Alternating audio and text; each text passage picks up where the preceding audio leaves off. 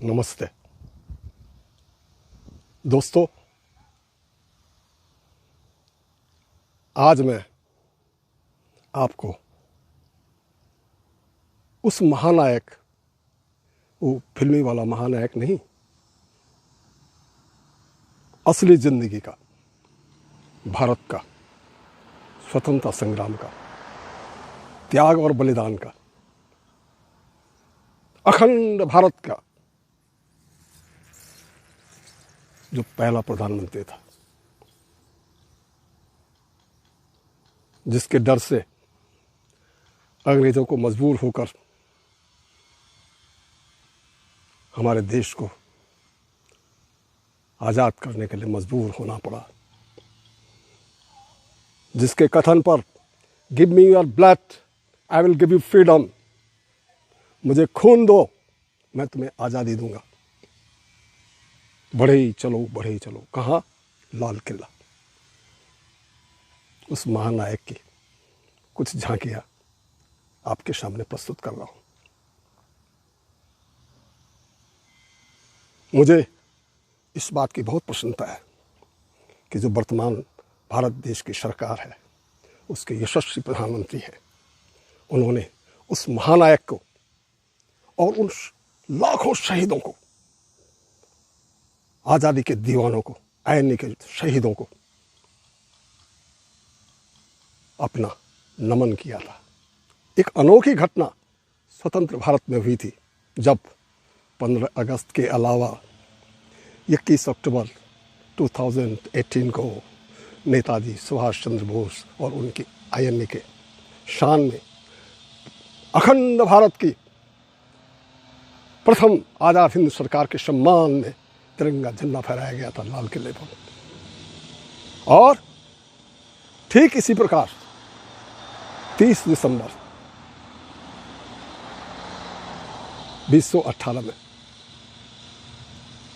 Port Blair में 150 feet ऊंचा विजयी विश्व तिरंगा प्यारा झंडा ऊंचा रही हमारे प्रधानमंत्री ने फहराया था। उसी आईएनए के सर्वोच्च कमांडर, आज़ाद हिंद सरकार के प्रथम प्रधानमंत्री, हमारे महानायक नेताजी सुभाष चंद्र बोस की याद में 75 वर्ष पूरा होने पर इस देश के उन हजारों और लाखों शहीदों को सारे देशवासियों का नमन था, श्रद्धांजलि थी। दे दी है आज़ादी हमें खड़ग भी ना डार, ये उन लाखों जिन्होंने भारत की बलिवेदी पर अपने प्राण न्यौछावर किए थे, अपने खून से माँ के मस्तक का तिलक किया था, उनका अपमान है। और अहिंसा, परमो धर्मो, सत्याग्रह, इनसे हमें आज़ादी नहीं मिली। ये कथन मेरा नहीं, आपको सुनकर सुखद आश्चर्य होगा कि आज़ादी के कुछ दिन बाद तत्कालीन जो ब्रिटिश प्रधानमंत्री एटली जब भारत आए थे और दिल्ली बॉम्बे हाई कोर्ट के, कलकत्ता हाई कोर्ट के चीफ जस्टिस, जो उस समय ऑफिस सिटिंग गवर्नर के पद पे भी आसीन थे, उन्होंने पूछा था कि quit India movement was not successful, what compelled you to leave the country? तो उन्होंने कहा था नेताजी सुभाष चंद्र बोस। फिर चीफ जस्टिस साहब ने उन्हें पूछा कि भाई ये जो सत्याग्रह, ये जो आंदोलन हुई, इनका क्या प्रभाव पड़ा? मिनिमम, बहुत कम। 1946 में नेवी में विद्रोह हो गया था। हमारी देश की नभ, थल और जल सेना जो आज लद्दाख में चीन के दांत खट्टे कर रही है, उनके अंदर आज़ादी की चिंगारियाँ मेरे नेताजी सुभाष चंद्र बोस और उनके आईएनए के जो जवान थे, उनके कारण खून उबाल खाने लग गया था। और तब मजबूरन अंग्रेज़ों को भारत के धर्म के नाम पर दो टुकड़े किए और हमें आज़ादी मिली। और अफसोस कहते हैं कि किस दो बाप, उस अखंड भारत के दो बाप थे राष्ट्रपिता, एक जिन्ना और एक हमारे गांधी। खैर, तो आइए मैं उस महान सेनानायक, महान प्रधानमंत्री, अखंड भारत के यशस्वी प्रधानमंत्री सुभाष चंद्र बोस के बारे में आपसे कुछ तथ्य रूबरू करने जा रहा हूं। उस महान जननायक का जन्म बंगाल में नहीं, उड़ीसा में हुआ था, कटक में, संभ्रांत परिवार में। And he was so brilliant in the study, he qualified ICS की जो है पदवी पर पहुंच करके 1 साल तक सरकार में काम किया और उसके बाद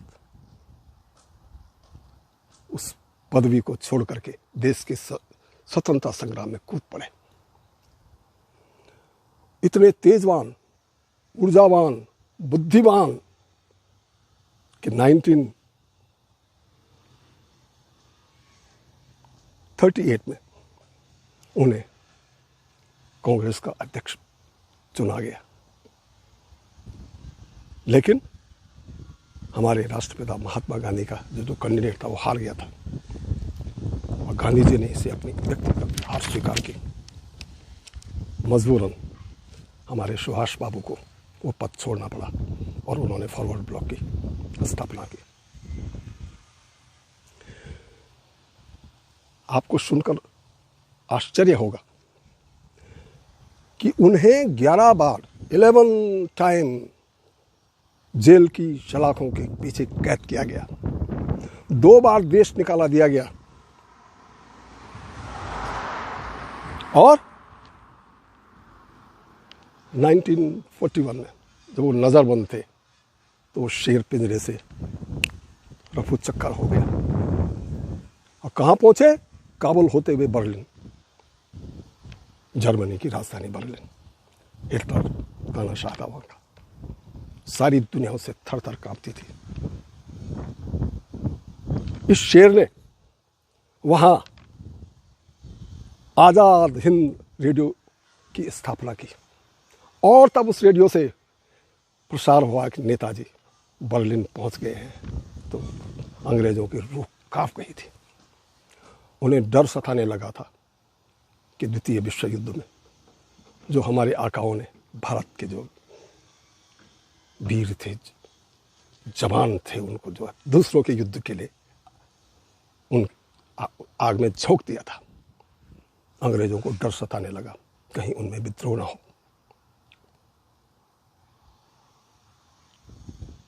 कुछ समय के बाद नेताजी ने तो उस समय तानाशाह था हिटलर, उससे मुलाकात की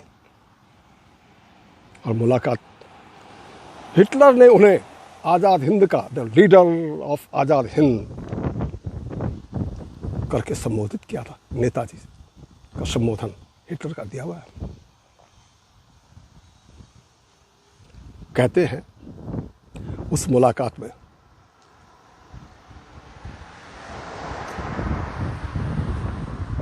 नेताजी ने हिटलर को, जो उन्होंने अपनी किताब लिखी है, उससे भारतीयों के बारे में कुछ टिप्पणी, अभद्र टिप्पणियां की हुई है कि कायर है,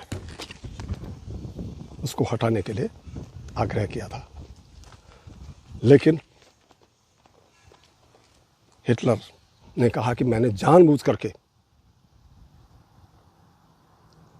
35 करोड़ लोगों का देश और कुछ हजार, कुछ सैकड़े अंग्रेज और शासन कर रहे हैं, तो मैंने चाहता हूं कि मेरा देश ऐसे कायरों का देश हो, इसलिए मैंने जानबूझ करके इसको इसमें डाला है। खैर,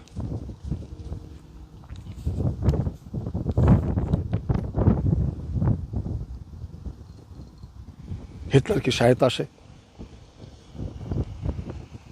पनडुब्बी में गुप्त रूप से जापान पहुंचे और जापान में आईएनए का जो भार था अपने कंधों पर संभाला। रानी लक्ष्मीबाई पहला जो है महिला टुकड़ी, सेना की टुकड़ी का तैयार किया। और केवल जो प्रिजनर ऑफ वार्स को ही नहीं, बल्कि हजारों अन्य जो वॉलंटियर्स थे, जो भारत देश को आज़ाद देखना चाहते थे, उन सब की मदद थे। और जो विदेश में लोग रहते थे, उन्होंने INA को ऊंचा स्थान दिया। उनमें एक नया उत्साह भरा, give me your blood, I will give you freedom. और सारे INA और सारे जो नवयुवक थे उनके पीछे चल पड़े, दिल्ली चलो, बर्मा, कोहिमा, इम्फाल होते हुए। लेकिन खैर समय बहुत बलवान होता है। द्वितीय विश्व युद्ध समाप्त हो गया था, जापान की शिकस्त हुई। और उसके 3 दिन बाद कहते हैं जब ताइवान से टोक्यो जा रहे थे तो ताइपे हवाई अड्डे पर उनके जहाज़ को आग लग गई। और कई लोगों ने कहा कि भाई इसी जो है हादसे में नेताजी ने अपना जीवन देश पर कुर्बान कर दिया था। लेकिन कई कमीशन बैठाए कि क्या हुआ, वास्तव में उनकी मृत्यु हुई थी।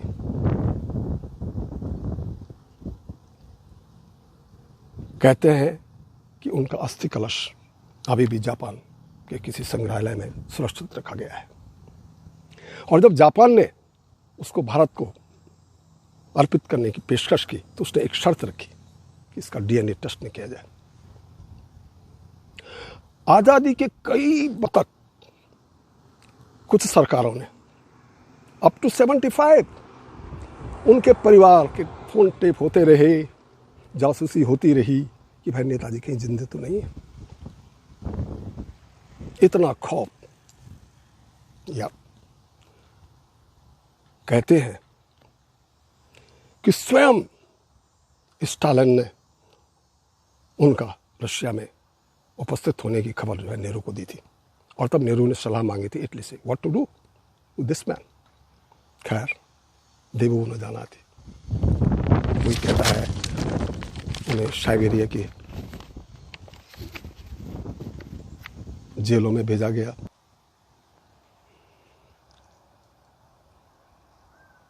अभी भी देशवासी वास्तविक तथ्यों से परिचित नहीं है। कई हजारों फाइलों को खंगाला गया, लेकिन वो जो वीर नायक था उसका अता पता आज तक किसी को नहीं लगा है। दोस्तों, नमन है उसको जिसने विदेश की धरती पर आजाद हिंद सरकार की स्थापना की थी।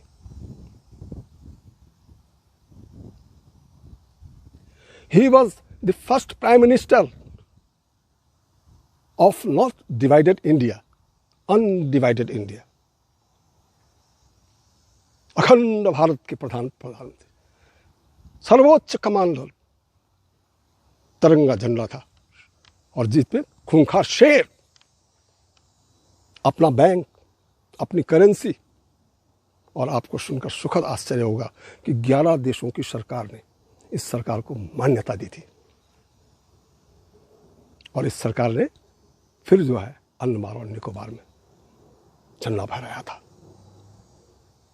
तो मैं भारत के उस यशस्वी, अखंड भारत के यशस्वी प्रधानमंत्री, उस सर्वोच्च कमांडर, सर्वोच्च सेना नायक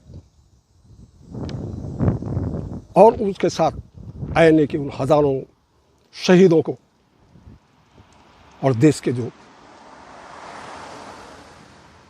अन्य भगत सिंह, आज़ाद, हजारों जो शहीद थे जिन्होंने देश की जो है बलिवेदी पर हंसते हंसते अपने प्राण न्यौछावर किए थे, उनको शत शत नमन करता हूँ। और नेताजी ने जो जय हिंद का नारा दिया था, जिससे आज भी हमारे जो है सैनिक और पुलिस एक दूसरे का अभिवादन करते हैं, उसी के साथ मैं भी जय हिंद कहते हुए आपका अभिवादन करता हूँ। जय हिंद।